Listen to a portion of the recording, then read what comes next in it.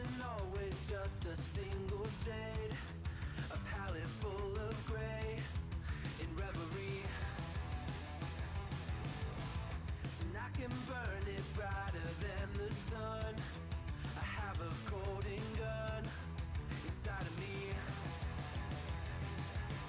Don't box me in, don't, or I'll leave. I'd rather be a dreamer, I'd rather be free, I'd rather be a leader, I'd rather be a queen, I'd rather be a singer in a trashy cover band. I'd rather be a closer, I'd rather be clean, I'd rather be a poser in a magazine, I'd rather be pretty much anything else. And if I fall behind, ignoring all the signs, and if I lose the fight, I still rage against the night. Don't box I'd rather be a dreamer, I'd rather be free, I'd rather be a leader, I'd rather be a queen, I'd rather be a singer in a trashy cover band. I'd rather be a closer, I'd rather be clean, I'd rather be a poser in a magazine, I'd rather be pretty much anything else than your machine.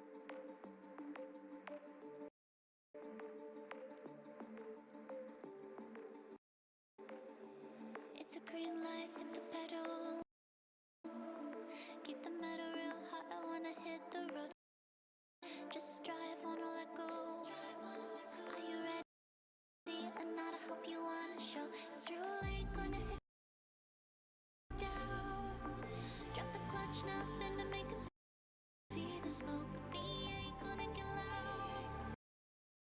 Kick it back now, baby, gonna take you home. And if you're mine, why did you start it up? You want, wanna rev it up and show me who you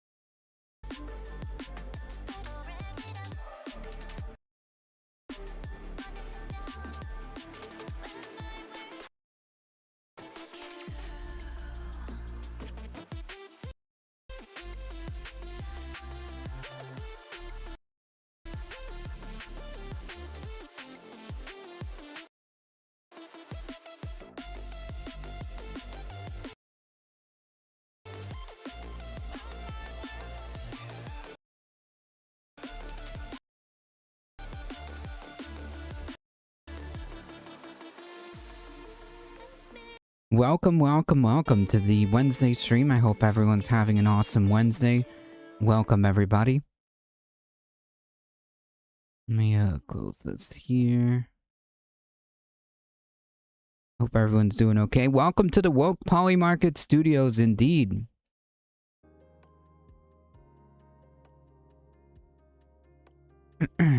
Derry Bennett, welcome. John Lithium, welcome. Laverne Cox Transcended book, and its audiobook is out right now. Read it and enjoy it. Thank you.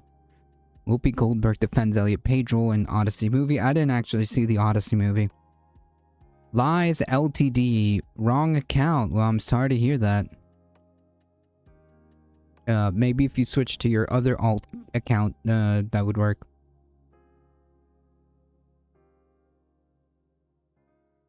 Welcome. Ladybug, welcome. Alright, folks, we got a lot of stuff to go through. Not a lot of time. A lot of stuff, little time. Let's just get started, folks. If you want to support the channel directly, check out all the links there. Check out the merch store. Hit the exclamation mark tip. Join the Discord, folks. And, check out my show on this space every Tuesday at 7 p.m. Eastern Time. And subscribe. One of the best ways of supporting the channel is to spread the word. Spread the word.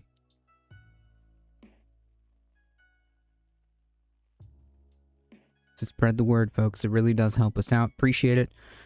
I'll see the Odyssey when it gets to streaming. I'm watching a 3-hour movie in the theaters. It's really that long? Jesus. No, thank you. No, thank you. That's a lot.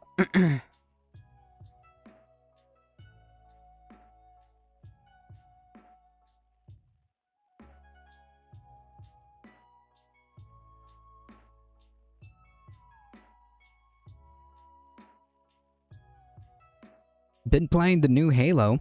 Campaign Evolved. I'm having a blast.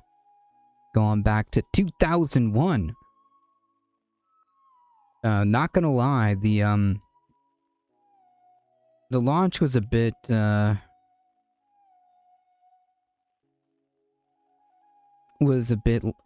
buggy. I will, I mean, I haven't sat down and really played it, but the launch on these things, on PC has been buggy. They've done some updates, and it seems to have fixed a lot of the problems, but we'll see. We will see. It looks good, though. It looks great, though. The Odyssey movie, that looks fantastic. I've seen several commercials for it. Don't know how good it is in substance, but I mean, I'm willing to give it a try when it does come to streaming, that's for sure.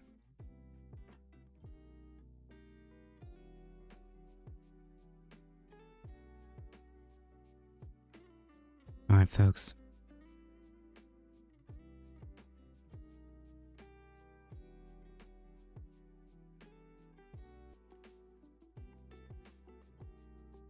Oh, looks like it dropped a little bit.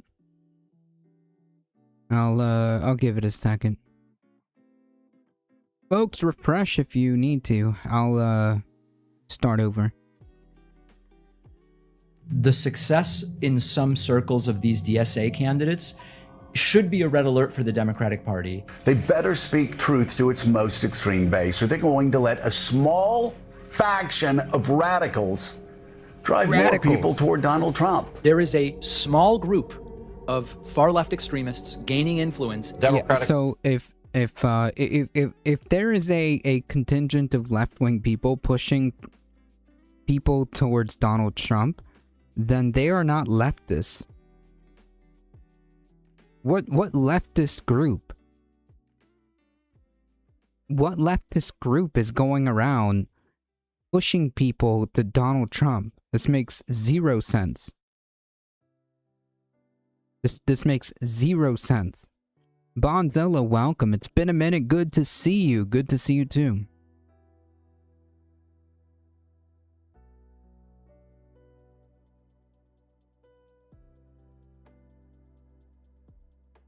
If there's left-leaning people that are pushing people towards fascism, then they're by definition not leftists.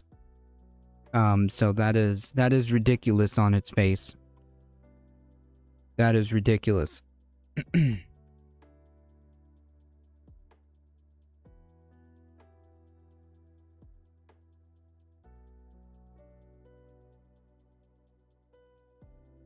Socialist nightmare. Socialists who now have a chokehold all over the Democratic Party. First of all, that's not even true. Because if it was true, we'd be in a much better position, let me tell you. If there was actually a socialist chokehold on the Democratic Party, we wouldn't be having these problems, okay? Is very, very scary. At this point, a majority of the governing board is controlled by people who are explicitly communist. They attach themselves to popular causes. They take real concerns about healthcare, housing, police misconduct, and use them to sell what is actually an authoritarian worldview. They want to toss out our Constitution, eliminate all checks and balances. They want to concentrate. I mean, yeah. Yeah, I think that eliminating the Senate, which is by definition undemocratic, is a more democratic platform. Having the executive branch be subordinate to Congress, which is the legislative branch who legislates and is supposed to represent the people, is more democratic.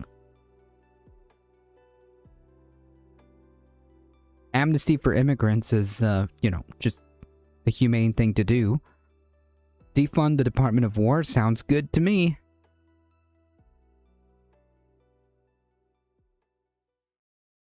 The Department of Defense.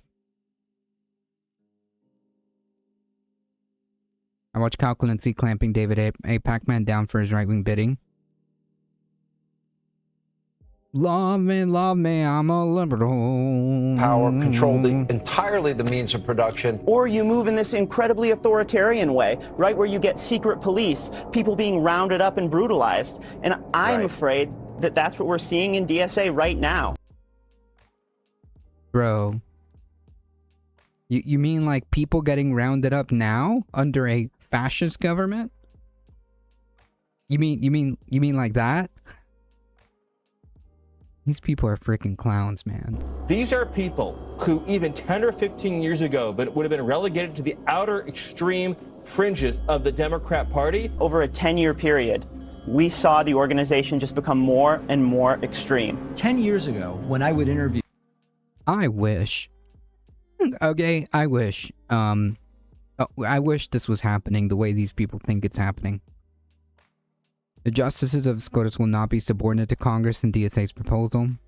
DSA people, socialists, etc.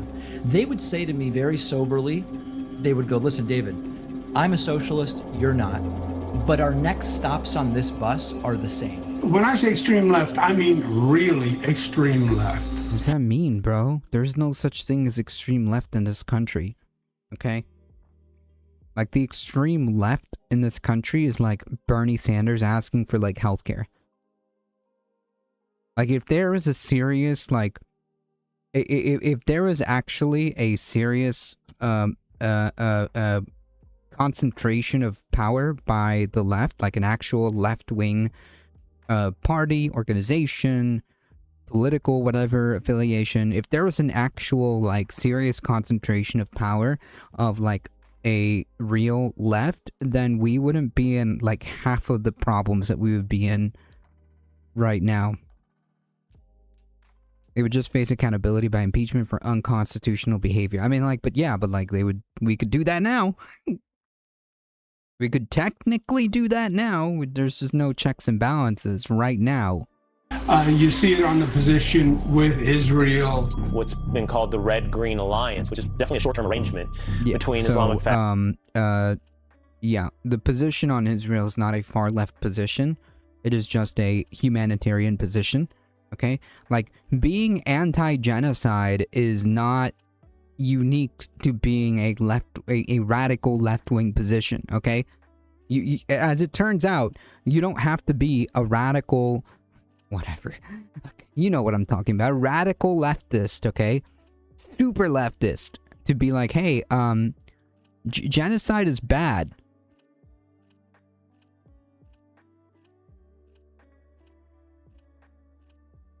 fascism and socialism. This Islamo communist Oh god, this guy's a freaking clown. alliance. I mean, the left should have no fucking, no rightful association with the Islamic fucking Guard of Iran. I regularly get emails and see comments where people... What are you talking about? What is he going on about?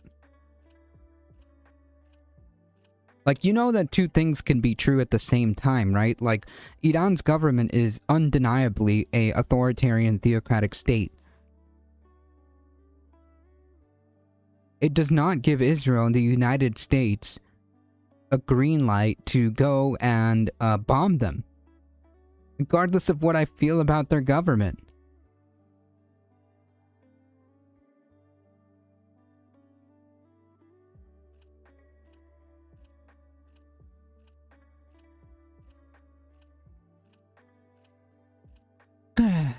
saying, you're with us or against us. In order for us to be progressives, we now have to believe ideas and support ideas that are completely nuts. These are people dressing as Mao. Piker, you know, in those Mao Can't pajamas. find a better man. Yeah. Piker was dressed like Mao. Was dressed like Mao. Fascinating. I put together that compilation to showcase the class solidarity between wealthy liberals and wealthy fascists who both feel threatened by the rise of socialism. And if it feels like... and just like, and it's for, like, obviously, like, the reason why these liberals, these presumably, I'm gonna call them liberals, feel threatened by the left is because the left challenges capitalism, whereas they do not. That's it. That's where the line is drawn. They believe, again, that capitalism... it's fine. It works, and it should be continued. While they may not be, you know, fascists themselves, they find themselves in common ground with fascists because of that fundamental belief. they're more hysterical than ever before. That's because they are. Because they're trying to whip people into a frenzy before Tuesday's primaries, where multiple socialist and socialist-adjacent candidates are going to face off against their establishment opponents, including Abdul El-Sayed, Donovan McKinney, Kyle Blomquist, Shama Sawant, Cory Bush, Hartzell Gray, just to name a few. So if they're able to get you to second-guess your support for these so-called extremists, then maybe they'll convince people to change their votes and stop the dam from bursting for a little bit longer. And listen, I don't blame them for being afraid, because the success of 3 Mamdani-backed candidates was an undeniable turning point in American politics. But if socialists get another 3 victories on Tuesday, or possibly 4 or 5, maybe even 6 in a single night, I think that most people would begin to feel like socialism is unstoppable, which could create a bandwagon effect that ultimately seals the fate of the establishment. So it's make or break, I wouldn't which go is as why far as centrists that, and but I think fascists are both I see his shrieking point. louder than ever before. But regardless of the outcome, it's not going to change the fact that our country right now is at a crossroads. Our political establishment has thoroughly failed us. And they failed us so badly that the only viable form of politics right now is populism, like it or not. The question is, given the choice between right-wing pseudo-populism in the form of fascist demagoguery and left-wing economic populism in the form of class warfare and socialism, which side are we going to choose? Because the choice really does seem binary at this point. The Democratic Party's base is increasingly choosing to side with socialists because they want to stop fascists. And they know that more neoliberal incrementalism isn't going to stave off the threat of fascism. However, some Democratic Party politicians, as well as liberal anti-Trump slop tubers, are temporarily teaming up with the people they supposedly hate the most, which is fascists, to defeat the socialists, because the threat of communism to them is a greater concern than the clear and present danger posed by fascism. But for the record, if you're worried about communism... Yeah, of course, like, because again, the fundamental problem is, like, if the left wins the argument, right? Like, if the left wins power and shows people that capitalism is fundamentally broken and there is a better alternative, then the whole thing, like, kind of, it's over for them, right? They really can't have that. While the fascists are in control of the entire country, your brain is broken. Full stop. And I think that AOC put it best when she was asked about the supposed threat of communism in the United States of America. But isn't there concern that, you know, this like what slippery slope threat of towards socialism communism inevitably like seriously, like what slippery slope towards socialism or communism or whatever? Like, that is what we're dealing with, fascism in front of our faces right now, right here, right now. Like, what left-wing position here is problematic, okay? Like, they can never really articulate what fundamentally is the problem here. What is the problem with moving towards a world where we believe that healthcare is a human right? What problem is there moving towards a society that believes that people should have education just as a baseline, like education, healthcare, housing, food?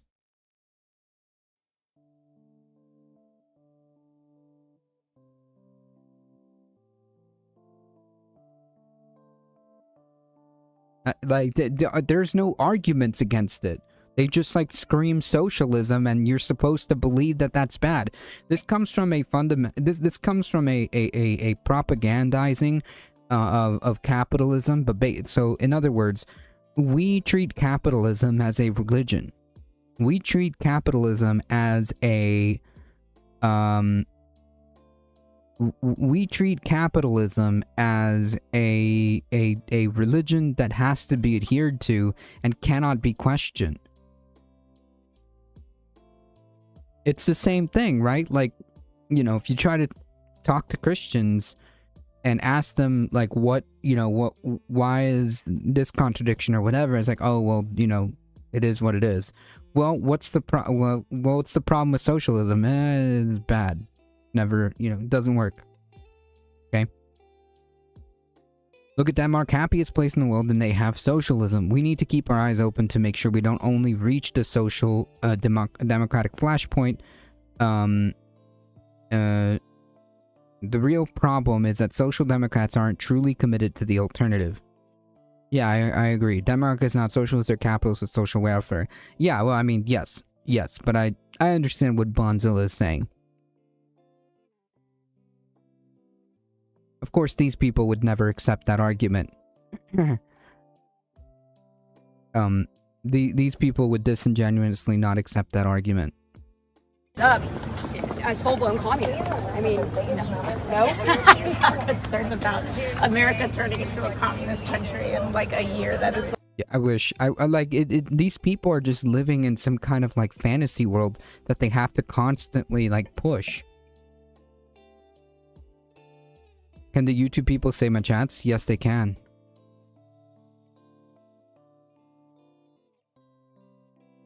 They can all see your chats. I think that is. Oh, sorry. I think that's. I think it's very silly. I think That it is very silly. just Because, like, think what are you about- talking about? Why are we talking about socialism or communism when we're living under fascism? First of all, second of all, like, make the argument of where socialism is wrong. Probably not the emotes. Yeah, not really. I don't think the emotes go back and forth between each other, but whatever. I do reckon social democracy would be an improvement. Of course it would. Of course it would. Of course I'm not gonna say no to, like, whatever social programs that's a country that is doing so well, like Denmark would have. Of course. how impossible it has been to raise the minimum wage in America in 10, 15, 20 years. We can't even raise the minimum wage. Do Republicans really think that this stuff is going to happen? No, they don't. They're trying to scare people because they don't want us talking about the fact that we all have a right to health care in this country. So they want to call it communist, and they want to call everything they don't like communist, because if people actually wake up to the... Because it's a religion, right? Like, it's basically saying that is of the devil. It's basically saying that is of the devil. This is why you should not be talking about, you know, free healthcare or communism or socialism. Democratic socialists are way less dogmatic than right-wingers if you look at it well, yet right-wingers are labeled as moderate. Some are. to the fact that their elected officials are screwing them over when they get here, then they're going to realize that they deserve better, and that healthcare as a right isn't crazy. It isn't pie in the sky. AOC, They want to call this stuff communist because they don't want us to realize that the rest of the developed world has guaranteed healthcare in this country. So they want to call it communist because they don't want you to know that Germany, Italy, the UK, Canada. Literally, it's not a controversial, like, thing anymore. Like, it's literally not controversial at all to have, like, a social welfare state to provide healthcare for people. Like, it's not, this isn't like a socialism thing either. Seriously. It really isn't. Oh. Reactionary politics is a religion. Everybody else has it better than us, and we spend the most amount of money for the worst care in the modern developed world. And of course, she's 100% right. If we can't even raise the fucking minimum wage in this country, I don't think that communism is necessarily right around the corner. Call me crazy, but I just feel like that doesn't seem plausible in the... Look, listen, all I know is that capitalism isn't working, and Marxist analysis of why capitalism isn't working and hasn't been working and is fundamentally built this way, it makes sense. It just does. It just makes sense. The Marxist analysis of capitalism makes sense and has been borne out just simply by living through it IRL. Did you read what a kangaroo court is? Yes, I've read what a kangaroo court is.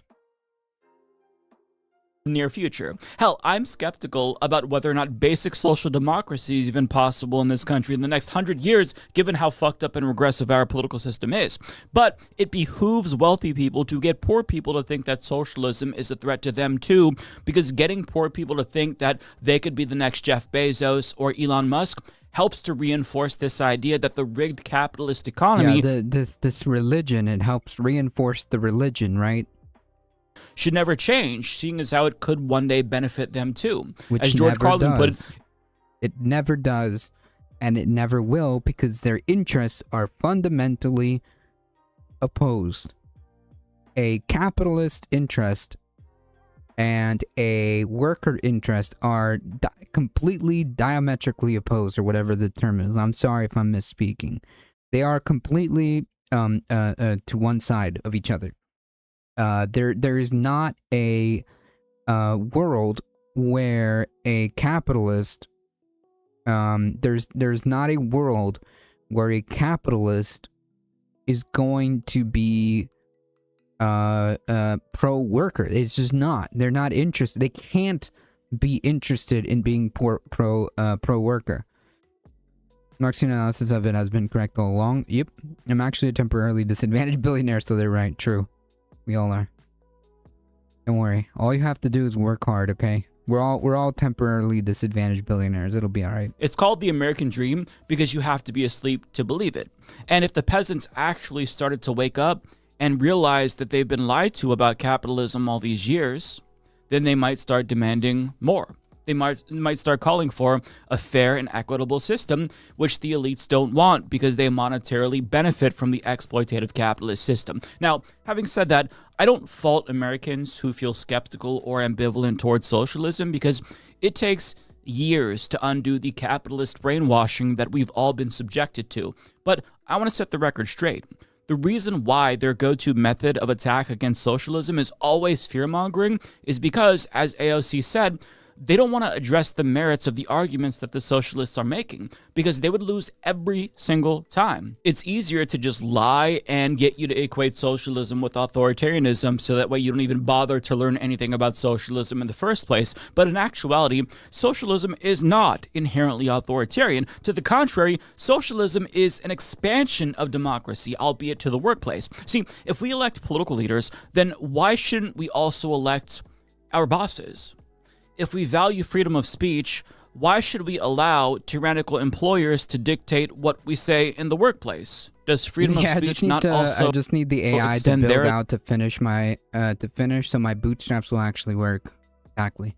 In no universe do capitalists care about anyone but themselves and their ilk. Correct. It's because it's just not possible, right? To be a billionaire is to be willing to basically exploit people to the point where you are now like printing money. You fundamentally have an infinite money glitch for all intents and purposes. I mean, just like $1 billion is just 1 billion, just one.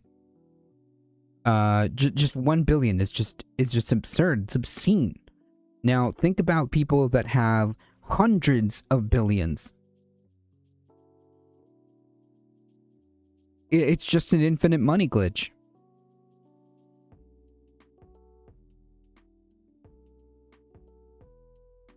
Why will we keep capitalism while we enact social welfare in any case? I don't think you would. Well, social welfare isn't it's not required for capitalism. Social welfare can exist regardless. Infinite money glitch is what I call it to MMT. Yeah, I mean, like, to me, if you have $1 billion, it's just like basically like infinite money, because like you're never gonna spend that. You're never gonna be able to spend that. Your family's never gonna be able to spend that. Your family's like the generation after the generation after the generation is not going to be able to spend that. I mean, it's just an obscene amount of money. Like $1 billion is an obscene amount of money. And we're talking about people that have like hundreds of billions of dollars. It's just obscene. As well, if not, why? Why should a small handful of executives make life-altering decisions about company policy changes and layoffs without any democratic input from their workers whatsoever? See, Americans have been conditioned to value freedom and liberty, so it is downright hypocritical for the same leaders who taught us to value freedom and liberty to reject— Hold my beer. Have you heard of Stroh's? No. The money, that money doesn't really exist in reality unless you tax it. But it does, though, right? Like, it does. It exists. It exists in the form of loans that they don't have to pay taxes on, that they just like borrow against their own supposed like assets or whatever, that they continuously do that with whatever the number on the computer says that they're worth, right? It may not actually exist. It's all, you know, zeros and ones, but it does, right? Like, it does exist because obviously, like, these people are buying stuff, right? They're buying yachts, they're buying houses or whatever. So it does exist. They're buying politicians. Those same ideals in the workplace. It's a discrepancy that they've never addressed. And since they can't just say, well, employers should be able to be tyrannical dictators who aren't going to let you benefit from the fruits of your labor, that makes them sound bad. So they have to lie about socialism and claim that it's inherently authoritarian, when ironically, they're the ones literally arguing for authoritarianism in the workplace by supporting capitalism, because that is what capitalism is. It is authoritarianism. You have no say in your job whatsoever if you don't comply with every single demand of your abusive employer and you don't let them exploit you in perpetuity. You could lose your livelihood. Now, the capitalists would respond to that and argue that you could just find another job. You have the freedom to sell your labor to a better employer. There's nothing stopping. Which is not true, because like if you have seen the job market out there, every job pays like crap. Every job pays garbage. Every job pays like basically below what you would need to just have everything under one income, right? Like if there wasn't two incomes, right? It would be very it would be very difficult, you know what I mean? I don't think I could fully do it by myself. I mean, maybe if possibly, but it'd be extremely difficult. The point being is the jobs that are available now are garbage. Every CEO is a psychopath. I mean, I can't say that there's a large amount of psychopaths who are CEOs. Thanks to Obama's former VP administration, we tax those buybacks at 1% now. Oh, cool. Stock buybacks are fraud. You're not free to sell your labor to a better employer. There are no better employers. It's probably a better way of saying what I said. Stopping you from doing that. But that's nothing more than the illusion of choice, because our system incentivizes greed. So finding an employer who won't actually exploit your labor is almost impossible in our late-stage capitalist system. I mean, most companies don't even want their employees to have labor unions, because they know that even the smallest shred of power threatens their ability to milk their workers for as much profits as possible. And that greed inevitably seeps into the democratic process, where capitalists then buy off politicians to change the rules to enable even more exploitation in the pursuit of profit maximization. It's why capitalist systems always devolve into fascist regimes, because democracy itself becomes a threat to the capitalist class. Therefore, fascists come along and they reinforce capitalism by force. We're seeing that right now with Donald Trump. Now, that's not to say that communist countries aren't immune from authoritarianism, because that's obviously not the case, unfortunately. But guess what? Most capitalist regimes around the world are also authoritarian regimes, because most countries are capitalist and most countries are also authoritarian. But we only associate socialism with authoritarianism because the ruling class has a vested interest in making us believe that a non-capitalist alternative would be detrimental to us. So they'll point to Cuba and they'll point to Venezuela and say, that's what's in store for America if we go down that same path, while not telling you that it's low-key our fault for those countries' failures, believe it or not. Because you can't say that socialism failed after you've sanctioned socialist countries into oblivion for decades. You can't tell me that authoritarianism is an inevitability in socialist countries when our country's nonstop meddling in socialist countries, particularly in Latin America, in the interest of capital, mind you, caused their leaders to centralize power in autocratic ways in the first place, because they felt like locking down their entire country was the only way that they could thwart imperial meddling from the United States and other countries. That's not a justification for authoritarianism, by the way. It's merely cause and effect. When you have a threat that is external, countries are less likely to be democratic because they feel more insulated and protected from that external threat if they are authoritarian. But that context and nuance is almost always omitted because, again, the most effective way to get working people to continue to support an economic system that's harmful to them is to scare the shit out of them about the alternative. But it's funny that their scare tactics always sound really familiar. Do you ever notice that? So a month ago, I saw this AI-generated picture juxtaposing wealthy socialist leaders feasting.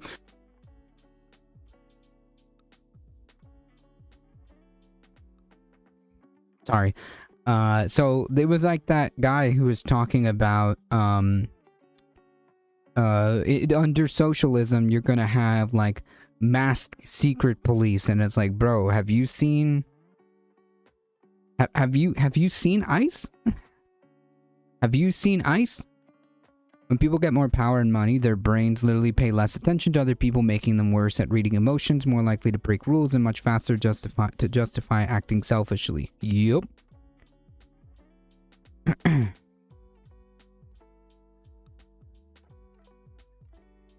Mike spitting truth here. Mike is always spitting truth. Facts. That image is actually capitalism. Yep. The far right in Venezuela is so reactionary. Chavez couldn't have done it any other way.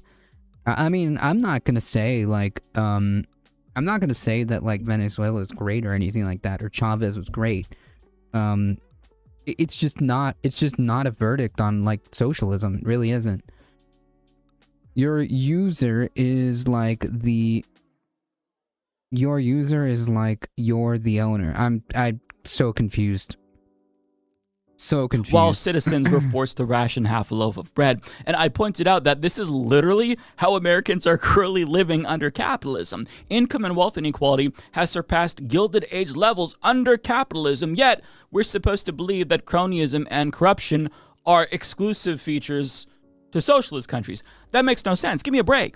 But that's the thing about these people. They don't want to explain why they think socialism is bad because they always end up describing capitalism. Right, like that's kind of what I said at the beginning. Like they have no real good argument except like basically you can't stray away from the religion of capitalism. The compilation that you watched at the beginning of this video, Sean Hannity, of all people, who supports our autocratic president, accused socialists, of all people, of wanting to do what Donald Trump did and get rid of checks and balances and centralized power.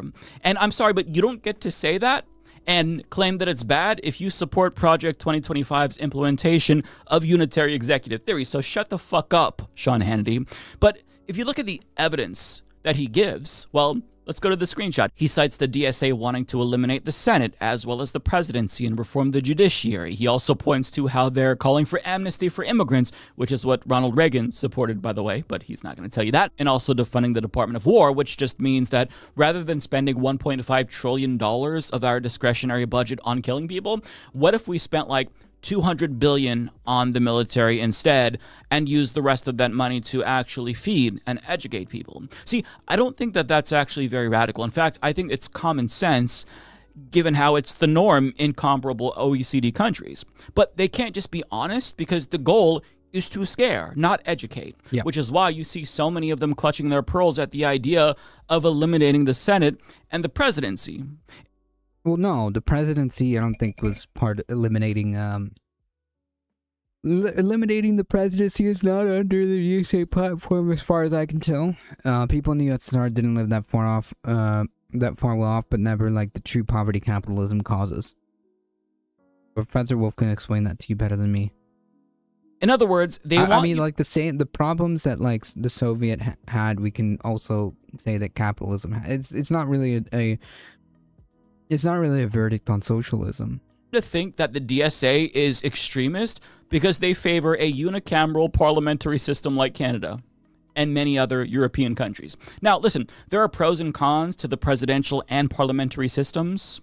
I personally prefer a parliamentary system, but I actually don't like that the executive isn't directly elected. But I mean, that's why there are hybrid systems with presidents and prime ministers. We're talking about basic forms of democratic governance that you learn about in Political Science 101. But if you pretend that these changes are actually going to facilitate authoritarianism, then you help sell Americans on this idea that socialism is scary, because think of all these changes. They want to abolish the executive branch that we currently have and replace it with a very common executive branch that we see around the world. It's just outrageous. And listen, to be clear, having a parliamentary system isn't related to socialism at all, but the goal, as you saw, is to attribute all possibly bad things to socialism and all scary and unfamiliar things to socialism. The former DSA member, by the way, that you heard from in that compilation, said with a straight face that he's concerned that the DSA is going to usher in a totalitarian dystopia with secret police that'll kidnap people when the ICE Gestapo is literally fucking doing that right now under capitalism. Like, would it be worse if the socialists did that? I don't understand. It doesn't make any sense. But this is the level of intellectual honesty. How do you feel about socialist realism? I don't know what that is. Abolishing the presidency would be getting rid of the executive presidencies. See that you can expect from these people. You stub your toe? Well, Blame socialism. Like, that's the level of discourse. You shit your pants? The socialists made you do it.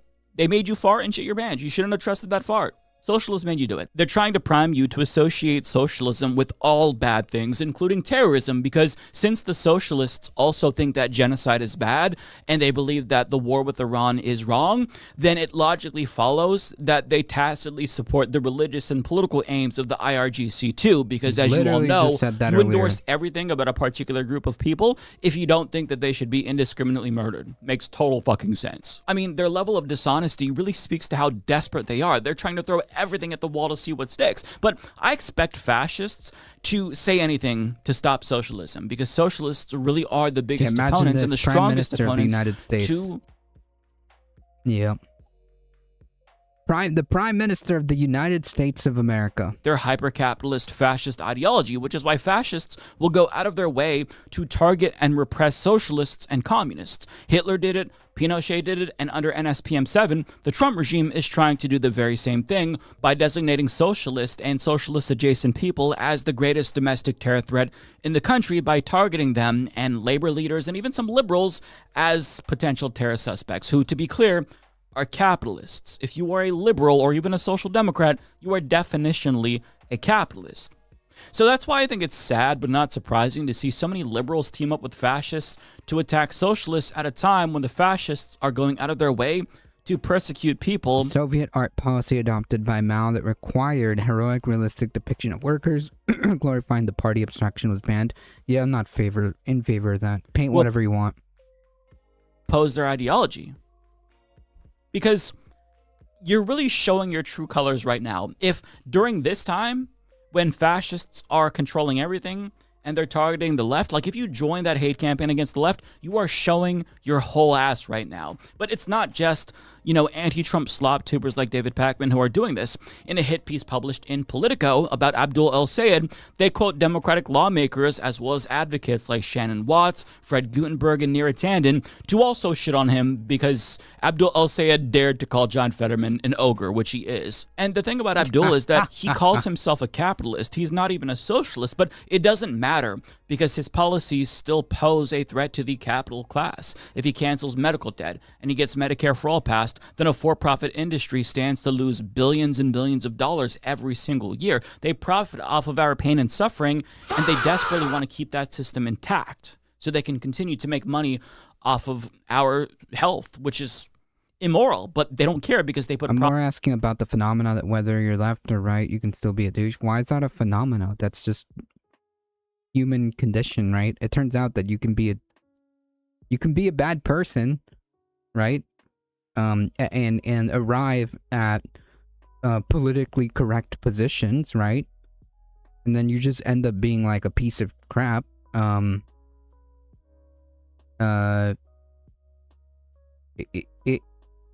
It could happen. Humans are humans.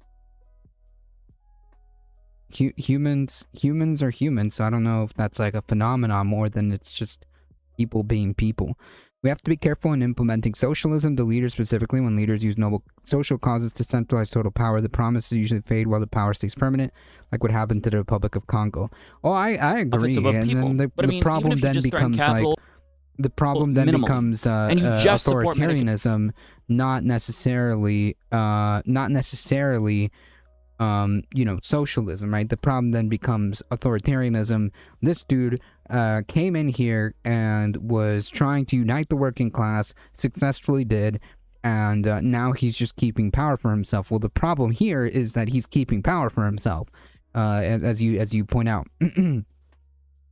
Bad policy like socialist realism, right, does it too, obviously. Yeah, but the right specifically makes a entire like push for bad policy. Like the right's underlying entire ideology relies on being like the most like bigoted, hateful people on the planet. Like that is the entire like bedrock of the right-wing ideology, right?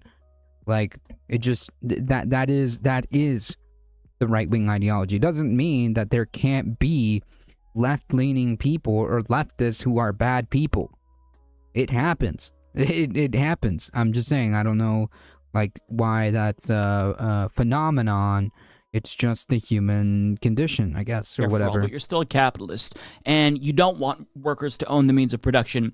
You're still going to go into the blender with socialists, which is why it is you basically cutting off your nose to spite your faces to align with fascists to attack the left, because the bigger threat, regardless if you are a liberal or leftist, is fascist. Yep. Hence why it's so stupid for liberal slop tubers like David Pakman to legitimize right-wing fear-mongering about socialists, because they view him in the same way that they view us. But the question is, why? Like, why exactly is he doing this? Capitalism. And if you listen to his comments on Gavin Newsom's shitty podcast, it's just capitalism. it That's seems like this.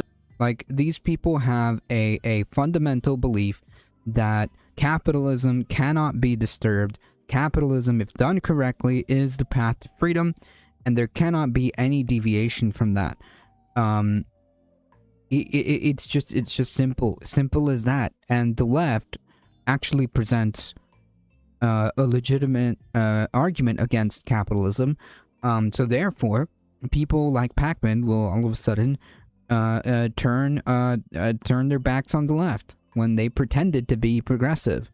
Is purely grievance filled, although I do have my doubts. Nonetheless, let's hear it straight from the horse's mouth first. I regularly get emails and see comments for people saying, you're with us or against us. It doesn't matter if we agree on universal health care and a few other things. We believe housing should be government owned and people are assigned a house and blah, blah, blah. I go, I don't believe that. Do I think people should be homeless? No. Can I point to things that have been done in St. Louis and in Salt Lake City to just give people housing and how it's actually cheaper than having them on the streets? Yes. Okay, so then you agree with this is an insane argument. Also, yeah, it kind of is. You're either going to be on the side of fascism or not.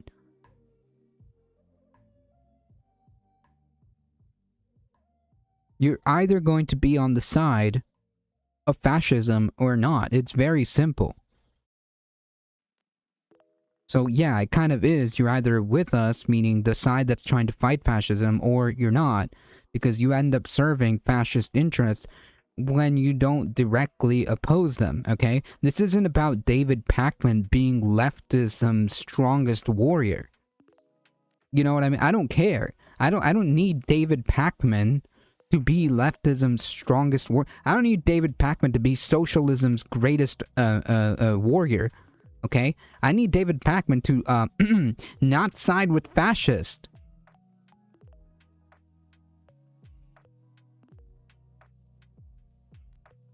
Heat, how's it going? Welcome. It's capitalism, but Pakman also has resentment against his detractors because he isn't really left enough for the times that we live in. Yep. Until the robots attack. Fake liberal David Pakman is so fake. It's incredible. He's probably a spy from the do-nothing Democrats. I want him arrested and silenced. Thank you for your attention to this matter. That absolutely, but I'm not a take away private ownerships and then then you're simply not part of the same movement. Welcome, Looney Tunes.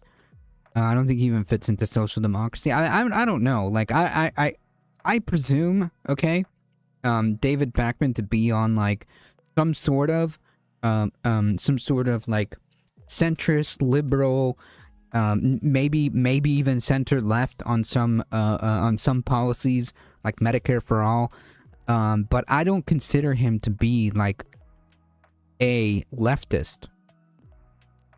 I don't consider him to be a leftist. He doesn't consider himself to be a leftist. I mean, that's pretty much the end of the conversation. And again, I don't care. Centrist liberal at best, yeah, and I don't care. The problem here is that these people are siding with fascists. It reminds me that Trump isn't saying Democrats anymore. Oof, he's a hardcore Zionist. Yep.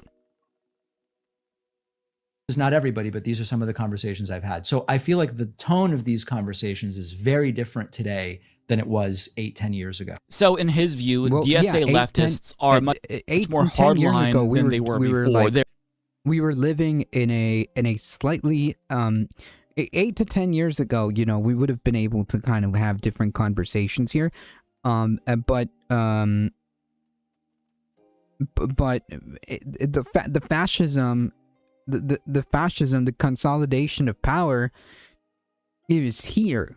Okay, we don't have time to clutch pearls and to hem and haw about the rude socialists screaming at you in the comments because you're actively like supporting like, dude, you're being a piece of crap, all right? And you're not just hurting the left TM, you're hurting everybody. Do you think that, like, the far right, do you think that the fascists consider David Pakman an ally? No. The moment the rubber meets the road, David Pakman is in the camps with the rest of us. The moment the rubber meets the road, that's David Pakman, in this hypothetical world, would also be lumped in with the quote-unquote socialists and communists and Marxists, whatever. It makes no difference to these fascists. And yet he's going around carrying water for them they're not even asking him to do it. Therefore, and he's doing it. They're a threat to the Democratic Party that they have to address. Now, is it possible that David Pakman is experiencing something similar to Anna Kasparian's crash out, where she decided to leave the left after leftists were mean to her on Twitter? I mean, sure, that's possible, right? I mean, but I don't think that David Pakman has ever been one to be. If that's true, then like he was never any type of like supporter left, any type of progressive whatsoever, even when he was pretending to try to be. It's the same thing. Like if something like someone on the internet, okay, makes you like drop your supposed principles, then maybe you didn't have those principles to begin with. It's not even a purity test. He's not even willing to push the movement forward with us. David Pakman is only a puppet for the Democrats. Hell, there's even a photo with him and Joe Biden. Yeah, I mean, sure. But because he's a centrist, right? He's a liberal. He's liberal. That's basically it. He was never progressive. He's a left liberal. Yeah, clearly. I mean, he pretended to be. He sold his program as such. I guarantee you that maybe not nowadays, but I would say for a while, and this is just a vibe check, okay, just a vibe check, years ago, his audience was probably more left-wing than he was. Easily influenced by criticism, because he's had a plethora of dogshit takes over the years about, Bolivia, about Democratic politicians in particular, propping up Richie Torres, a genocide heir. So I don't think that in particular has catalyzed this shift in him. And I'm pretty sure that he was complaining about litmus tests 10 years ago too. So I think that this is another one of those APAC moments from David Pakman where he is deliberately playing dumb. APAC or IPAC. I don't even know how it's pronounced. IPAC. Sure, David. APAC, bro. Come on. In order to get a more social society, you unfortunately have to exert authority, which can work for a while. The problem is you have to keep exerting authority to maintain it because of human-based instinct. Yeah, but I'm sure you can do it in a way that's like more palatable, more democratic. You know what I mean? Obviously, you're going to need a government. He endorsed Bernie Sanders. That's how he fooled me quite well. One really can't tell what Pakman truly believes in because he always adds qualifiers and disclaimers to his statements. True. To be fair, I haven't listened to Pakman in quite a minute, so yeah. You are so fucking full of shit, and you know it. I think that David knows that the DSA, or leftists in general, they haven't really changed over the last 10 years. It's more that the conditions have changed more specifically. Israel committed a genocide. Yep. That's the elephant in the room that he doesn't want to address, and the left opposes that genocide. David Pakman doesn't seem to share that same sympathy, given how he took a picture with the man who perpetrated that genocide against the Palestinian people. And before that, back in October of 2023, David Pakman lambasted Rashida Tlaib for daring to claim that Israel bombed a hospital and suggested that she should take responsibility and delete that tweet. But further into the genocide, after hospital bombings became a routine phenomenon for Israel, David Pakman decided to just never mention the subject. I don't know why, like, this was such a sticking point. I mean, I guess these people were just trying to, like, grasp at straws with the original incident that happened with the hospital about the missile and whether or not it was this or that. Or, bro, do you know how many hospitals Israel has bombed? I mean, screw the hospitals. Do you know how many, like, civilians, how many, like, just straight up blocks of that area have just been, like, reduced to nothing? I never understood that. I just never understood that. And it's not even just, like, hospitals, other, like, critical infrastructure, which is a war crime. I mean, like, children. This is not even new. Post October 7th, prior to October 7th, this was happening too. Yeah, all of the hospitals. God, how stupid is Pac-Man? He's now asking if he's a right-wing nut. Nobody's saying he's a right-wing nut. That's so dishonest. Like, he's just basically, like, carrying water unnecessarily for fascists by claiming that, like, you know, the left TM has gone too far or too whatever, and they're whatever the beef is that he claims to be, because fundamentally it's about, in my opinion, capitalism. But whatever, it doesn't mean that necessarily, like, Pac-Man is now, like, you know, a right-wing MAGA fascist. That's not what this means. It means, hey, we're pointing out that you're supporting fascism by carrying water for them unnecessarily, by unnecessarily attacking the left for no reason. He's more invested in covering his left flank than being more aggressive towards the fascists, right? Like going around, palling around as fascists, and whatnot. Yeah, completely ignoring an ongoing genocide is something you can't completely turn a blind eye on. Thankfully, I only watched Pac-Man for a brief moment and later learned what a shitty person he is, especially with the denial of what Israel did and is doing. Yep. Project again, and his own audience wasn't happy. Destiny's joining MAGA for sure. I don't know about that. Angry. I mean, Destiny is a piece of shit, but I don't know, like, I don't know if he's gonna join MAGA. By his genocide. He's like in the same camp. I consider him like in the same camp as Pac-Man, right? Or lack thereof, because they thought that his progressive values would logically extend to the people of Palestine, but that seemingly wasn't the case. So I think that he's using socialism, if I had to guess, as a synonym for anti-Zionism, because it's much easier to criticize the same people you already don't like under the guise of their economic policies than it is to criticize them directly for opposing a genocide.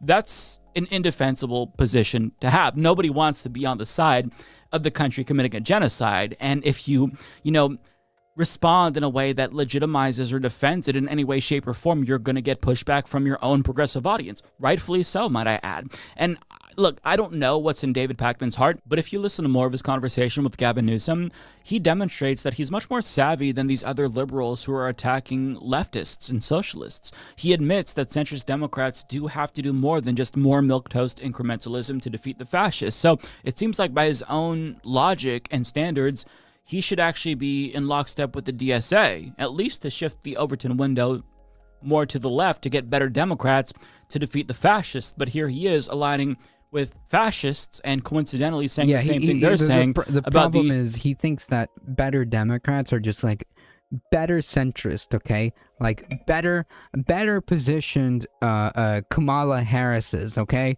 That's what he's saying. That's what he's saying.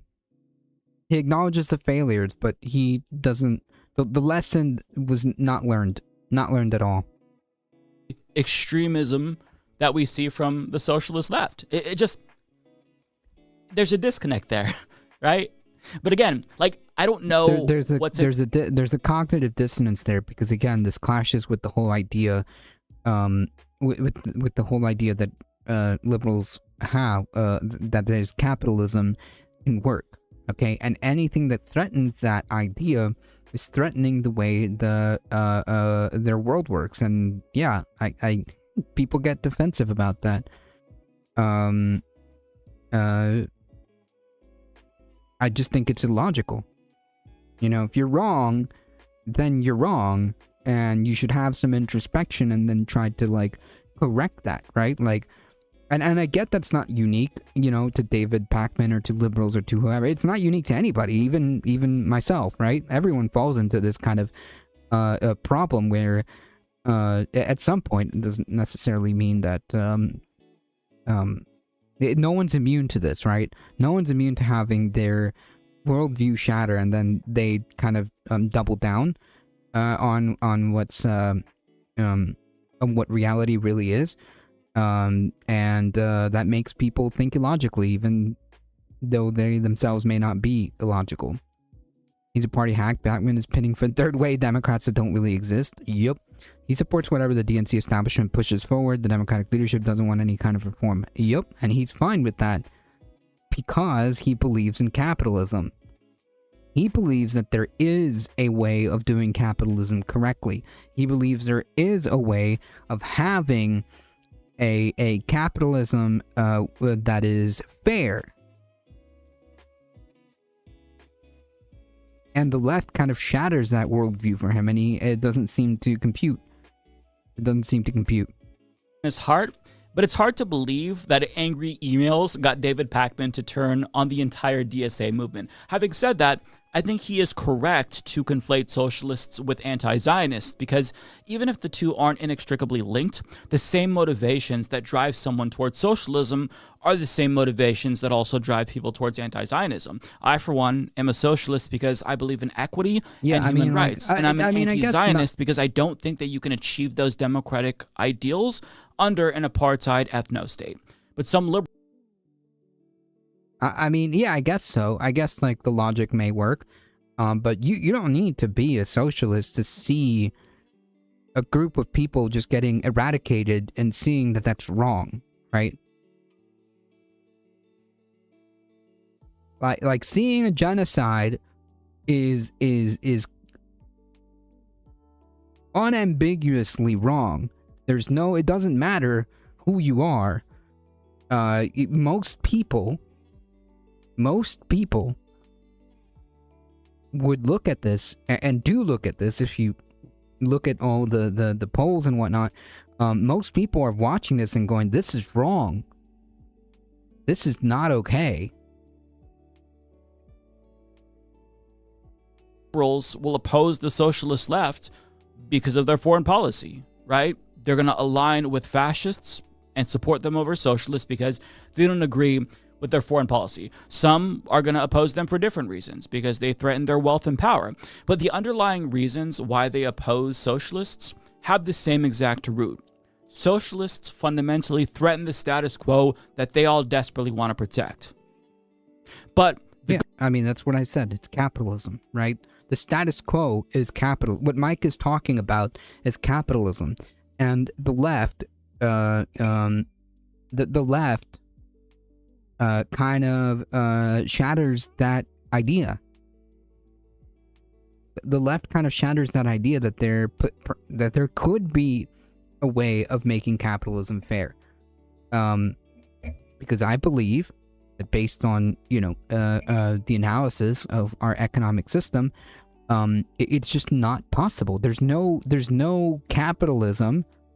There's no capitalism that is fair. It just can't happen. It's by default an unfair, unequal system because someone has to win in capitalism. Someone has to win. And it doesn't matter if you put as many constraints as you want on capitalism. The way the economic system functions, the capital class, the capitalists, the people with a lot of wealth, even if you somehow manage to kind of tamper the wealth down, it's never enough. It's never enough because capitalism demands ever expanding growth, and if you try to cap that, then these people will start trying to organize and buy politicians to bend the rules so that they can continue to grow and grow and grow and grow and grow. You have to. It's capitalism. That's how you win the Monopoly game, folks. Don't trust social democrats too much. They can be worthy allies. Oh, I'm not discounting that. Of course. This isn't to like, just to be clear, this isn't to like poo-poo any liberals or social democrats who want to fight fascism. We're not talking about those people. We're not talking about the wine moms, okay, making podcasts against fascism, okay? Or the wine moms putting their bodies on the line,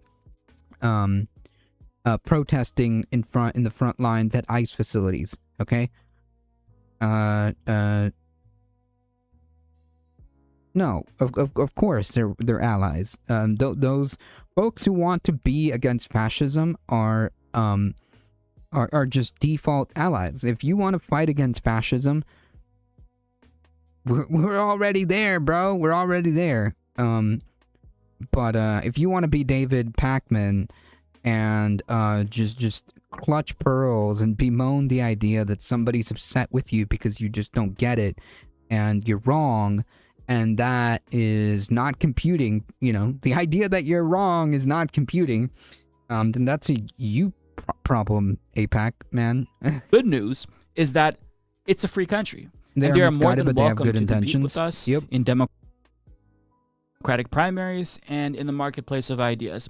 But all I ask is that they drop the phony ass bullshit and just be fucking honest about why they actually hate socialists. It's not because we're authoritarian or extremists. They know that. It's because we fundamentally believe that all human beings should be equal in all facets of life, and they don't. They want to uphold the current system of exploitation, inequality, and abuse, and since they'd look like assholes for just admitting that, they have to cloak their arguments in fear-mongering and concern trolling to make socialists look like we're the bad guys. But don't let them bullshit you. The only people who should actually be afraid of socialists are the oligarchs who want to continue to hoard wealth at the expense of everyone else. Beta! That's so funny. Corporations have to make profits for shareholders. If they do not, they are fired or even taken to court. Yes, they have a fiduciary responsibility. A CEO cannot alter the system unless they own the private company. Yes. TLDR, so capitalism sucks. And it's scientifically proven CEOs are psychos. No, I would say it's reversed. Does that make sense, Bruno? I would say it's the reverse.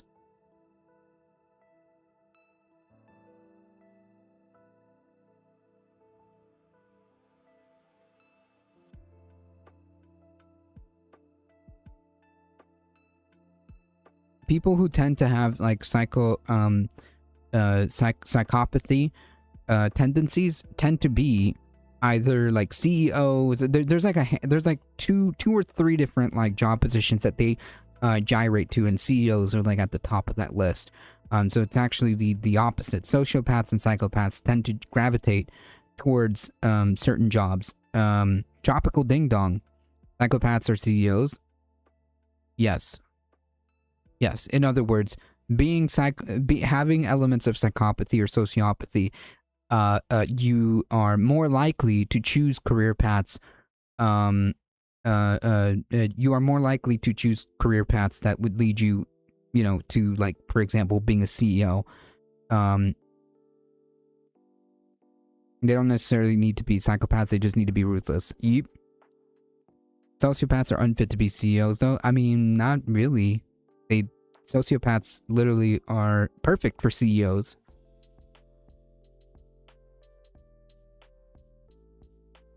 Mic drop. A sociopath can't establish basic social connection. Exactly.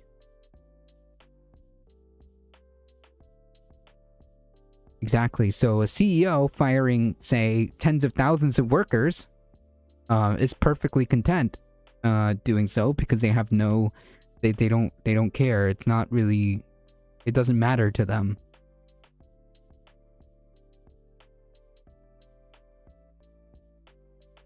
It literally does not matter to them. Someone who's at the top of a multi-billion-dollar company that fires like I don't know, tens of thousands of people in one shot, just kind of it doesn't matter.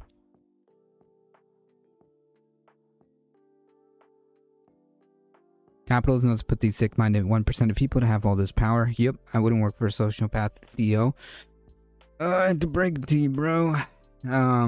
Most of us do. Going out to door knock for Jason Liang this afternoon. Big drama in Little Honolulu. I don't know if it's made the national news yet, but we're having election drama in Honolulu's 4th district. Yeesh. Sociopaths behave too awkwardly, and they're extremely violent. That's not true at all. That's not necessarily true. But what more? But you know, that's not necessarily true. They can be a bit awkward. But yeah, it's mostly the ability to just kind of be able to do things without having like that emotional, you know, computation going on. Like I said, they can literally fire thousands of people and just have zero qualms about it. Zero.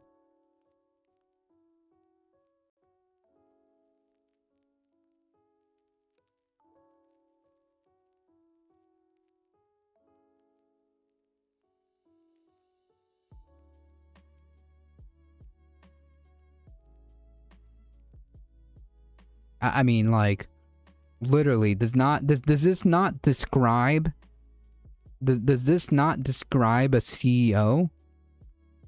Like, to the T? I know this is kind of like a AI overview, but like, right, in large corporations, most people do not interact with CEOs. Yep. I mean, does this not sound like a CEO to you? It sounds like a CEO to me.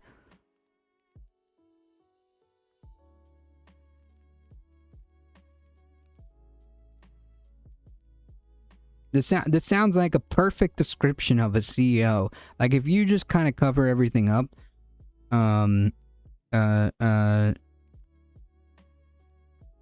if I just like started reading this out, it would sound like it would sound like Elon Musk. It would sound like Mark Zuckerberg. It would sound like Jeff Bezos or Sam Altman. Or what's the Palantir guy? Is it Peter Thiel? No, who owns Palantir? Peter Thiel, right? Yeah, why aren't they a hospital? We're trying to get Jason Lang into top 2 so we can make it out of the primary with a DemSoc on the ballot in November. Dang, that's awesome.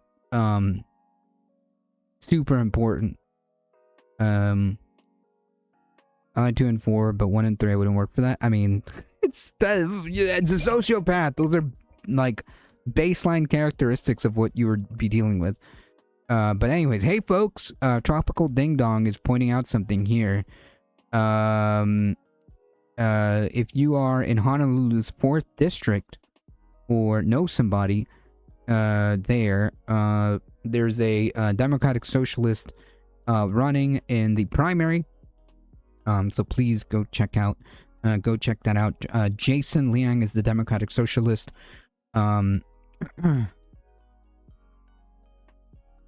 If you're in the 4th district of that area in Hawaii, check that out, folks.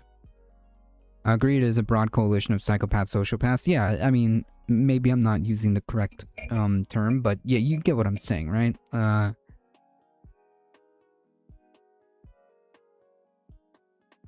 If you're a labor exploiter, that doesn't automatically make you a sociopath. Nope. Not necessarily. Not always. Not always. Alright, folks, we gotta go run through some of these real quick before we get out of here. Thanks, AZ, no problem.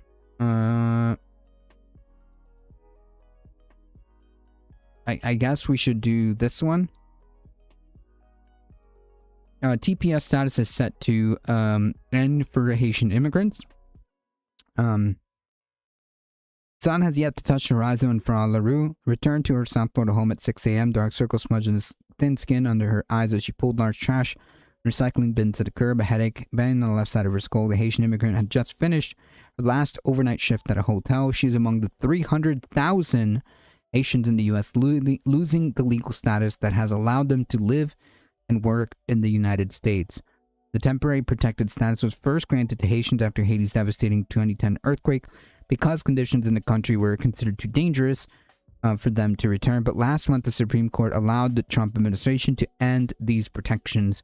And effectively, they're trying to send people to their deaths. That's essentially what they're trying to do. The ruling has left TPS holders bracing for an uncertain future. It has also rattled South Florida's Haitian community, where LaRue lives and where Haitian immigrants work across the region's healthcare, hospitality, construction, and service industries. In a statement to NPR, the Department of Homeland Security defended its decision to terminate TPS for Haitians, saying conditions in Haiti have improved sufficiently for the return of Haitian nationals. Nope, it's not true. And they know that it's not true. Conditions have not improved in any way to make the argument that it is safe for these folks to return home. It's just not true. The agency also said that TPS was never intended to be a de facto asylum program and the temporary protections cannot become permanent by default. No one's saying they are, but currently the situation in Haiti is not safe. And it hasn't been for a while.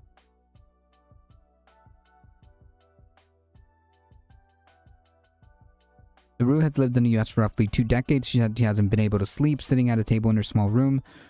She glanced at the plaques and awards recognizing her years of service in the community. She had run out of wall space to hang them, so she spilled across the table. I can tell you that I feel empty, like I'm living a nightmare. Her refrigerator and cupboards are stocked with food because she fears leaving home and being arrested by ICE. A sheet of white paper covers a small glass panel in her front door because she's afraid ICE would show up to her home. She's memorized her attorney's phone number in case she is detained. Scary stuff. The fact that people feel the need to live like this is pretty indicative of how screwed up the situation is here.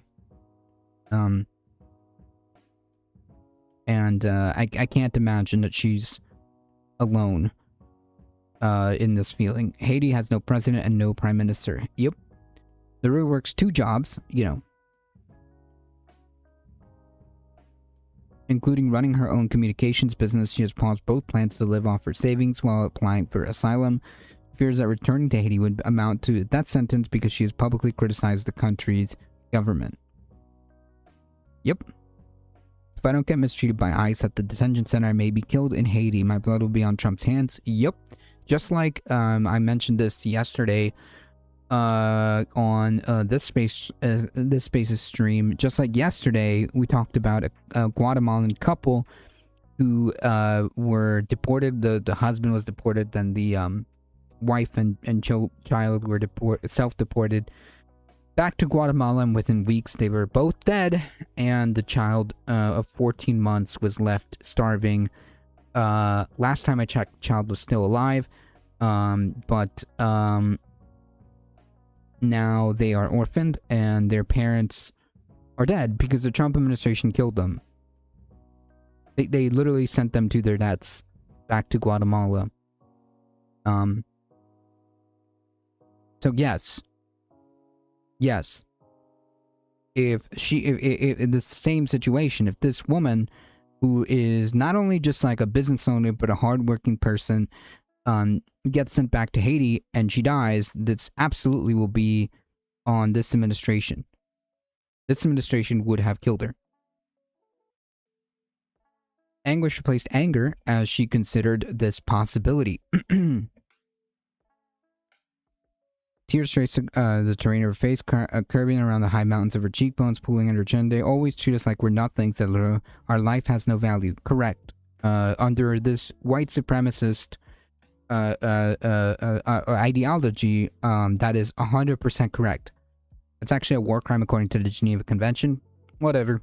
It just doesn't matter. It doesn't matter. We're just doing these things. We're just sending people to their deaths knowingly because the situation is not safe. And who cares? I mean, we literally kidnapped the country's president. We're currently bombing another country. There is no rule of law happening here. Oh, I agree. I think if an administrative action results in the death, or murder of someone, it should be treated like a RICO case, and all parties involved in the administration should be held accountable. I agree. In a just world, in a normal and sane world, that's exactly how things would operate. That's exactly, if you intentionally make policies that are leading to a certain outcome, then it's not a mistake, right? It's not a mistake. Like, to say that a country like, for example, Haiti is sufficiently, what's the word that they use? The conditions have improved sufficiently to support the return of these people. That is a flat out lie, and they know it.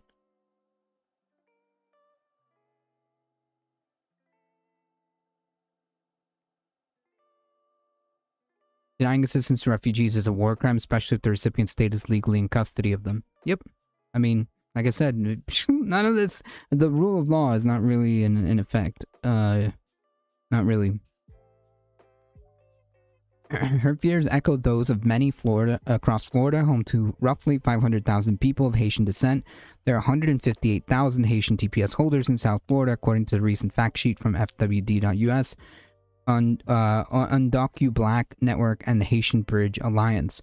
Miami-Dade County Mayor Daniela Levine Cava warned that ending TPS would ripple far beyond the regional Haitian community. At a news conference last week, she said Haitian TPS holders have become an integral part of South Florida's business and communities. The termination of temporary protected status for Haitians is a heartbreaking and unnecessary decision. This decision will separate families, hurt our workforce, and weaken our economy. I mean, yeah. Yeah. Soul Life, welcome. YouTube showed me the damn vertical stream again. I mean, you should take it up with YouTube and go yell at YouTube on Twitter.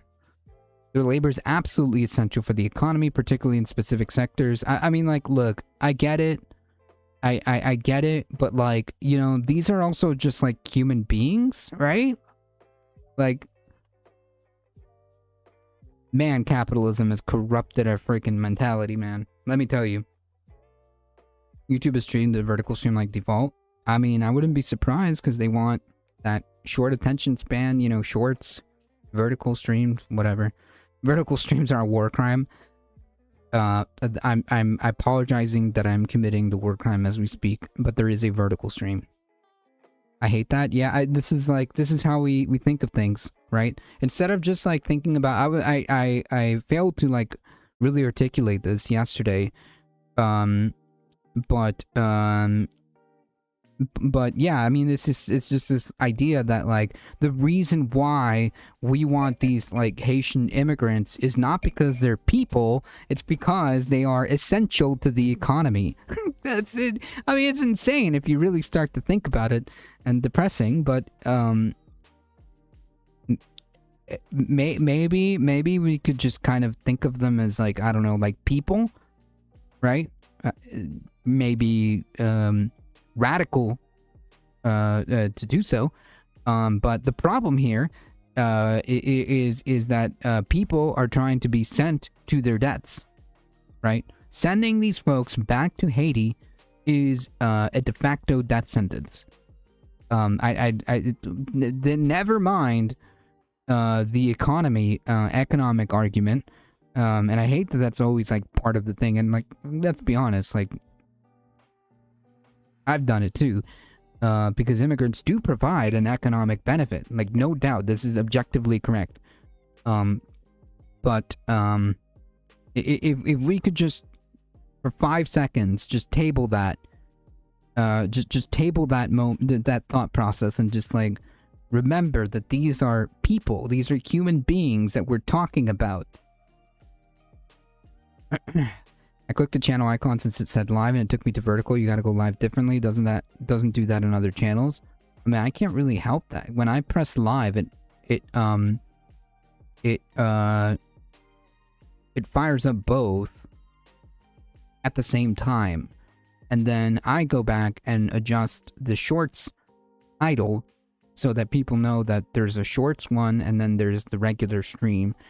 But I don't have an option to say, if you click on this live, then you will go to the short vertical one, or if you click on this live, it'll go to the normal one. I don't think that's how YouTube works. Refugees, it's a legal obligation to protect them under from their death. Yep, but we don't care. Yeah, I noticed that if you don't make money or part of this economy, then you're not worth anything. Correct. I feel so sorry for those that are retired or disabled. Yep, because that's the exact same argument, right? You know, you hear these people, these ghouls, talk about disability benefits and whatnot. You start to realize that that's what it always fundamentally boils down to. They're beasts instead of people because there's zero empathy on them. Nah, I would say that there's more empathy on animals than well, we are animals, but you know what I'm saying. That's an insult to beasts. But anyways, well, thank you for coming to my TED Talk.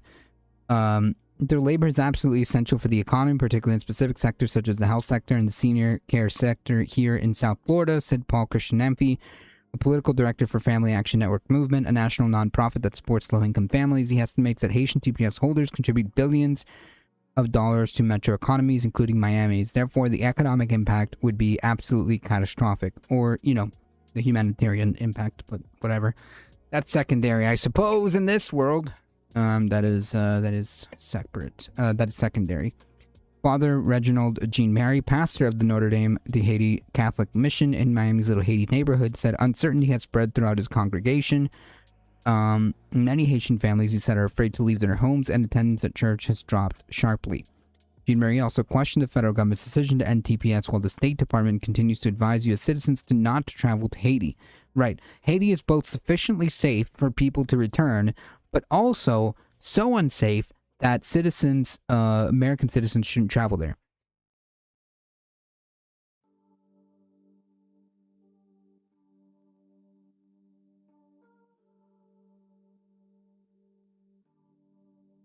I saw a woman easily in her 70s that could barely walk with the walker working a register at Walmart, and that if the thing is the silver lining is good on Walmart for hiring her. Yes, but also, how effed up are we as a society where we have a woman in her 70s working a freaking register at Walmart? I mean, like, we failed. Default failed as a society. I was gonna ask that yesterday, but I forgot. Yeah, no problem. Default failed as a society where we have a 70-year-old barely able to walk, you know, work in the register because presumably it's because she probably has to, right? Presumably because Social Security isn't enough or whatever. So we de facto, like, default failed. F minus. Yeah, and a 42-year-old needing a second job? Yeah, de facto failed as a society. Why are we having people working two jobs just to stay, like, just to stay above board? Like, it's just, it's failed. F across the board.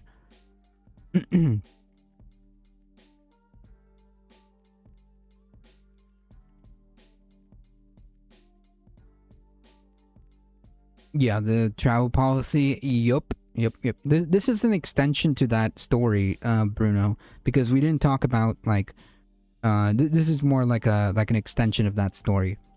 Jean-Marie also questioned the federal government's decision to end TPS while the State Department continues to advise citizens not to travel to Haiti. The department said Haiti has been under a national state of emergency since 2024, but also, again, sufficiently safe enough for people to return. Got it.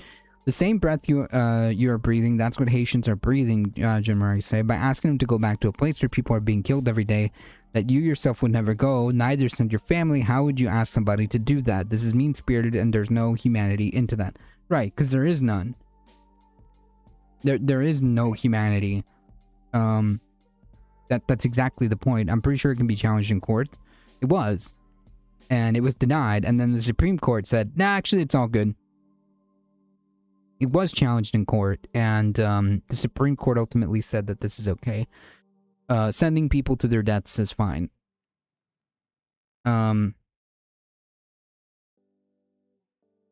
Asked whether it planned targeted immigration enforcement involving Haitian nationals following the expiration of TPS, the Department of Homeland Security spokesperson said the agency conducts law enforcement activities every day across the country, but does not discuss ongoing or future operations. So, in other words, yeah, it's probably coming. DHS General Counsel James Percival, who also defended the administration's decision, saying what we would say now is closing time, which means you don't have to go home, but you can't stay here. Well, disgusting, man. Disgusting. Disgusting. They don't care. The right wants to make women so desperate, force them into marriage and stay there. The kids will replace the poors and the olds that will die off from lack of options and safety nets. Yep. Just as capitalism intended. But that's how they think it works.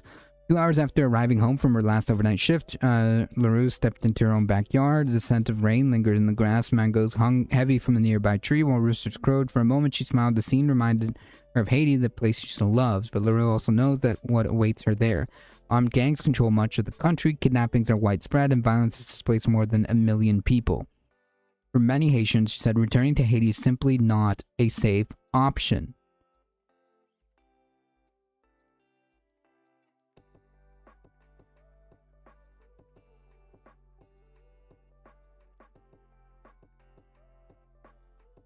All right, folks, we have, I think I have time for one more. I'm betting a lot of this has to do with racism. Yep.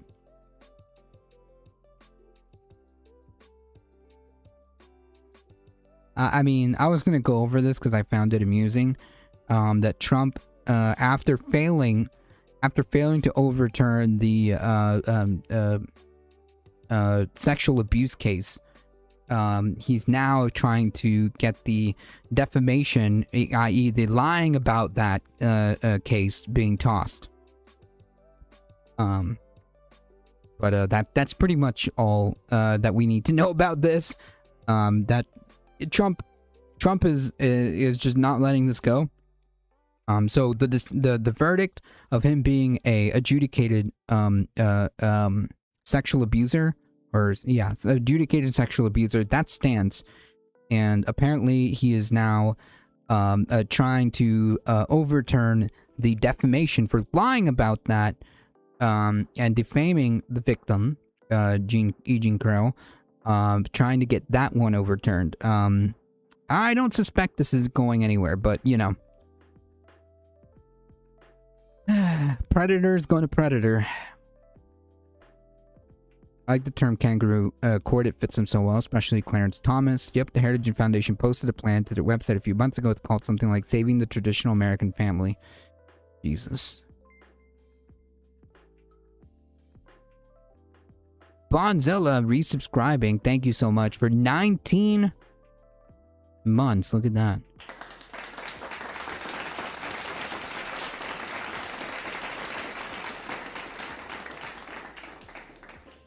Oh, come on.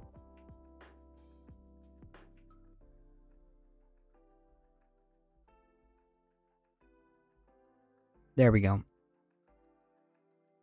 Trump makes $83 million in a single weekend when he says he's going to delete Iran and then declare peace. Yep. As he does. It's probably better like this. Yep. That's good enough. Last article that we have to go through. The Trump administration is asking the Supreme Court to allow new limits on mail ballots because he is trying to destroy whatever semblance. I mean, you know, I hate to use like democracy, but because this is fundamentally not a democratic state. This is not a democratic country. But whatever. You get what I'm trying to say. The Trump administration asked the Supreme Court that on Monday to clear the way for sweeping executive order that would place new major restrictions in mail-in voting for November's midterm elections. The SCOTUS will knock that down. I don't trust the Supreme Court. I don't trust them to uphold the Constitution. I just don't. They've shown time and time again that they are not trustworthy. And time again, they have proven that to be true. They've proven their untrustworthiness. This fake news. Tallarico is leading in the polls in Texas. Yup. Tallarico's unlikely to unseat Paxton. I don't know.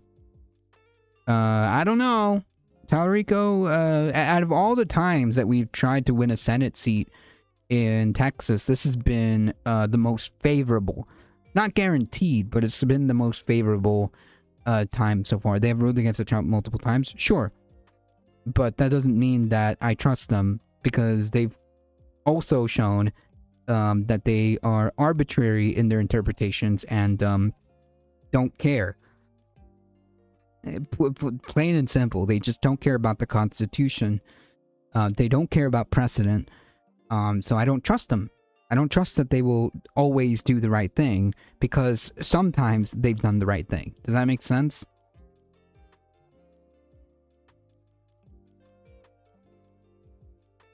All of them, the three liberals, certainly do not believe that. That's true. SCOTUS follows the unitary executive theory, the traitor, the conservative justices, you mean. The justices who follow unitary executive theory need to stand trial. I mean, certainly people like Clarence Thomas. The Trump administration has asked the Supreme Court on Monday to clear the way for a sweeping executive order that would place major new restrictions on mail-in voting for November's midterms. A panel divided on a Massachusetts-based appeals court last week upheld the federal judge's block on the order, finding that it would sow confusion and threaten disenfranchisement of many eligible voters. I mean, like, that's it. Point blank, period. Done. Judges appointed by Joe Biden and George Bush voted for the block, while a Trump appointee, of course, voted against it. In the administration's filing with the High Court, the Justice Department said that the executive order lays out general policies and that agencies have yet to finalize the rules based on it, so it was premature for courts to block it. Yeah, whatever, dude. The Supreme Court is part of a push by President Trump and his allies. The Supreme Court appeal is a part of a push by President Trump and his allies to put fresh limits on voting. Period. Ahead of the pivotal elections where control of both the House and Senate is at stake. Trump claims that voting irregularities are widespread despite a lack of evidence. Yep. They say that DSA will usher in an authoritarian and will have the plainclothes agents on the streets detaining innocent people. Yeah, like we watched earlier. Yeah. You know, like ICE? The president has been pressing the Senate to pass the Save America Act, which is the voter suppression bill that would require voters to prove their citizenship to register and show photo ID when voting. He also gave a primetime television address reiterating debunked claims. Old man yells at cloud about vulnerabilities in the election system and fired members of bipartisan election commissions. Trump has long made false claims that mail-in voting is rife with fraud and blamed it in part for his loss to Biden in the 2020 presidential election. No proof of that. He unsuccessfully demanded that the counting of mail-in ballots be suspended in that contest. In March, Trump issued an executive order that required states to compile lists of eligible voters based on information provided by DHS and the Social Security Administration. The order prohibited the Postal Service from sending mail-in ballots to anyone not on the list. It also requires that mail-in ballots be delivered to voters in secure envelopes with barcodes to facilitate tracking. The order allows the federal government to withhold funding from states that don't comply.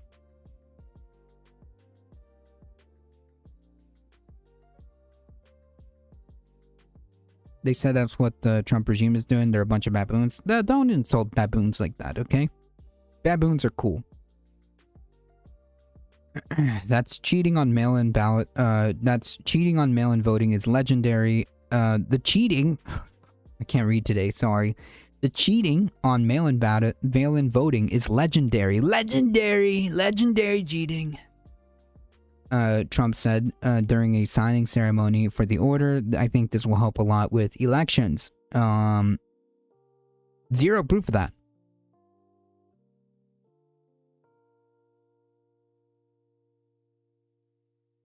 Zero proof of that. I told my boss what's in the Save America Act, and he said, I'm just repeating internet rumor crap. Then he told me how mad his wife was about it, so I told him she probably understands what's in the bill. Oof. Long got quiet after that.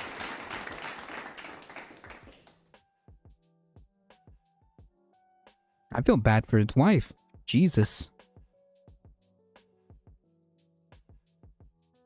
Let me investigate how Sleepy Joe Biden, how those sleepy Biden judges are. They give me no damn credit for the Dow.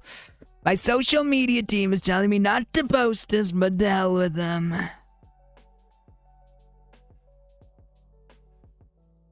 Nearly 24 states and the District of Columbia sued Trump, the Trump administration, soon after the order was issued, arguing that it was unlawful and its true goal was voter suppression. Obviously, they said the lists were likely to miss many eligible voters. The president's latest attempt to interfere with the state's administration of their elections is as unprecedented as it is unconstitutional.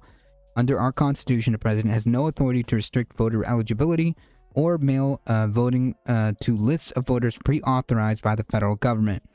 U.S. District Judge Indira Talwani in Massachusetts issued a summary judgment against the executive order in June, ruling that the president lacked constitutional authority over to order changes on how states and local governments administer elections.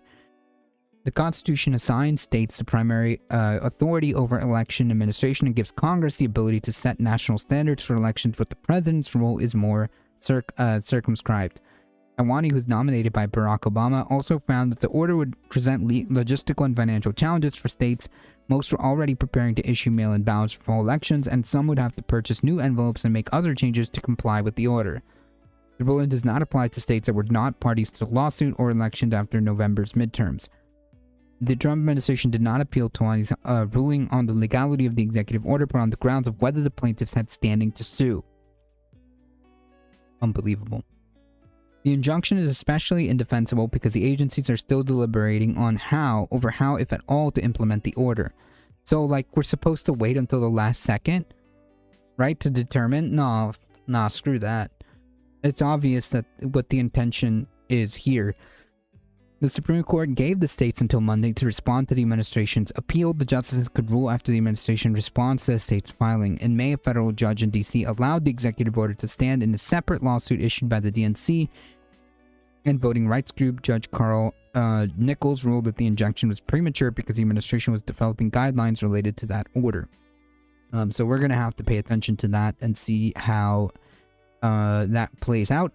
But yeah, I mean, it's just death by 1,000 rulings, right? Death by 1,000 rulings.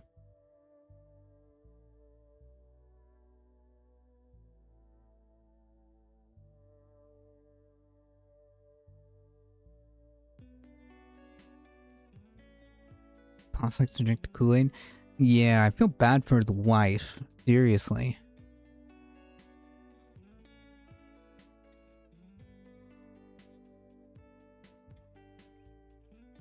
Alright, folks, it's time for me to get out of here. Thank you all for being here. Appreciate your support. You guys are what makes this channel go. I appreciate each and every one of you. Thank you to all the folks who subscribed. And thank you, Bonzilla, for the tier 1 sub. Appreciate that. Thank you all. If you want to support the channel, do all the things and hit all the buttons and all the stuff. Check out the links there. If you want to support the channel directly, check out the merch store, all the things. And join the Discord and check out my show on this space every Tuesday at 7 p.m. Eastern Time. And check out this space station every Thursday at 5. Sometimes, if I'm there. Sometimes I'll be there. So check that panel show out every Thursday at 5 p.m. If not, then here. Then we're here. So either way. Thank you all for being here. Thank you, Heat. Thank you, Ladybug, for modding the chat. I appreciate all of you guys being here. As always, folks, please stay safe. Please take care of each other. I love you all, and I hope to see you guys in the next one tomorrow at about 5 p.m. Eastern Time. More or less, okay? More or less. We try to be... We try to be there on time. Take care. You take care. Thank you all. Bye-bye, bye-bye. Time to go to CNN. Bye-bye.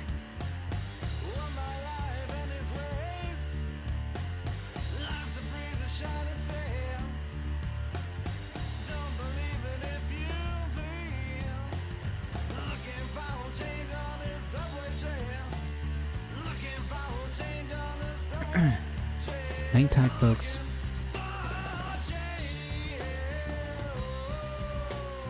Trying to get this stuff going. 1 second.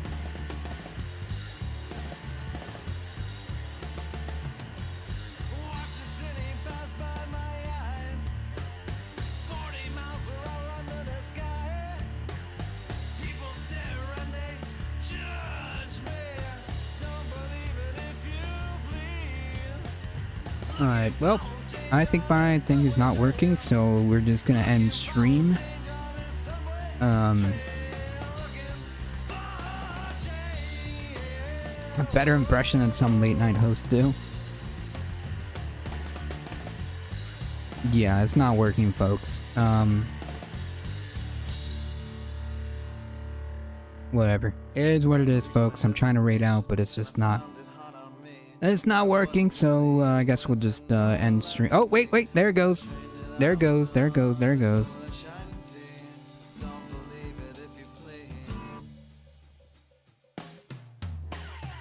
There it goes. Alright, folks. We're heading out in 5, 4, 3, 2, 1. Bye-bye. Bye-bye. It was such a good stream. Thank you all.